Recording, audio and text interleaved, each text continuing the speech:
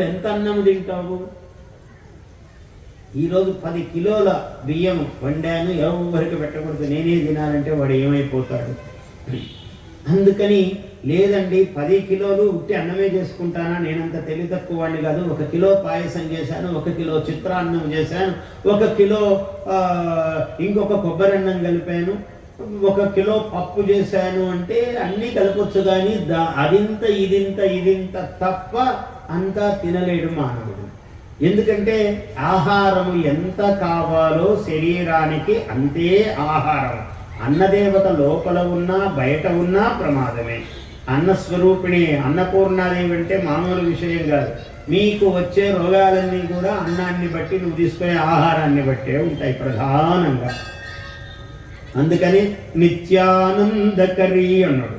నిత్యము ఆనందమిచ్చే తల్లి ఏమిటంటే నువ్వు కావలసినంత తింటే ఆనందము, నువ్వు అతిగా తిన్నావనుకో రాహిత్యం ఏర్పడుతుంది.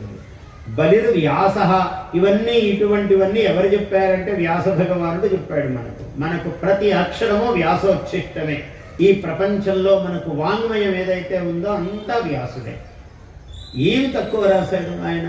4 వేదాలను విభజించాడు. అవి వేదాలు ఎవరు రాయలేదు, అపౌరుషేయములు. ఈ అనంతమైన ఆకాశ మండలంలో ఋషులకు దర్శనమిచ్చాయి మంత్రములు. దర్శనమిస్తే దాన్ని చూసి చదివారు వీళ్ళు. ఆ చదివినదంతా ఒక చోట కొందరు రాయటం అనేది లేదు. వేదమనోచ్చార్య ఆచార్య అంతేవాసిన మనుషాస్తి.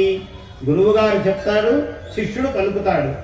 ఇలా పలకటం వల్లనే శృతి, వినికిడి వల్లనే వచ్చింది ఇది. అందుకనే దాన్ని వేదమును శృతి అన్నారు. అంటే చెవి ద్వారా ఏర్పడినది ఈ విద్య.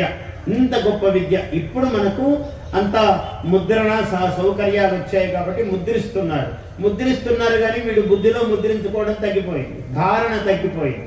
ఇవన్నీ ధారణ చేసేవాళ్ళు మన వాళ్ళు మహాత్ములు. అటువంటివి ఆ విభజన చేశాడు. శాస్త్రములు, ఒక్కొక్క శాస్త్రమును ఒక్కొక్క ఋషి ప్రవర్తకుడు. ఆ ఋషులందరికీ మళ్ళీ గురువు వ్యాసుడే, వేద వ్యాసుడే. 1,00,000 శ్లోకాలతో జయం అనే పేరుతో మహాభారతాన్ని రాశాడు. మహత్వాత్ భారవత్వాచ్చ అన్నారు. మహత్వాత్ అంటే విషయం చాలా గొప్పది. ఇందులో ఉన్న విషయం చాలా పుణ్యాస్పదమైనది, విచిత్రమైనది. భారవత్వాత్ ఇలా రాస్తే బస్తాలు తాటియాకులు అయ్యేవట. అందువల్ల మహత్వాతు భారవత్వాత్తు మహాభారతం ఉచ్యతే అన్నారు. దీన్ని మహాభారతం అనే పేరు వచ్చిందండి దానికి అన్నారు.